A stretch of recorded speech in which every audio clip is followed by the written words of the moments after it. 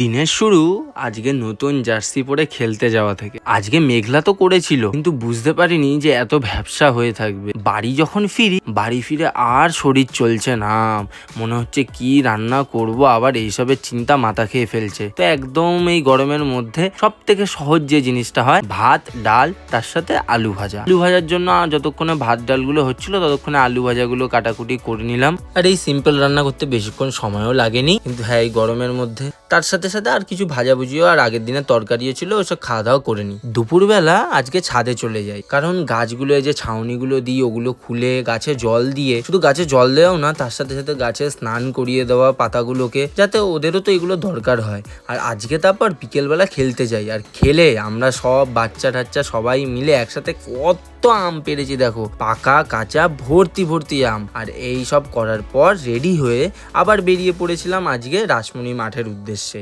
মাঠের ঠান্ডা হাওয়া খেতে খেতে সব বন্ধু বান্ধবরা মিলে বসে একটু গল্প আড্ডা এইসব করা। আর হ্যাঁ কি করব, শনিবার বলে কথা, আর এইসব কমপ্লিট করব, হঠাৎ করে ঝোড়ো হাওয়া দেওয়া শুরু করে দেয়, আর বৃষ্টিও নেমে পড়ে ছিটে ফোটা। তো সঙ্গে সঙ্গে বাড়ি চলে আসি, আর এই ওয়েদারে বাড়িতে এসেই দেখি বাবা খিচুড়ি এনেছে। তো রাতে আজকে খিচুড়ি খাওয়া দাওয়া করে নিই। এরকম বৃষ্টির ওয়েদারে খিচুড়ি খেতে কার না ভালো লাগে। তো খাওয়া দাওয়া কমপ্লিট করি। তো আজকের দিনের ব্লগটা এইটুকুই, আবার কালকে নতুন দিনে নতুন ব্লগে দেখা হচ্ছে।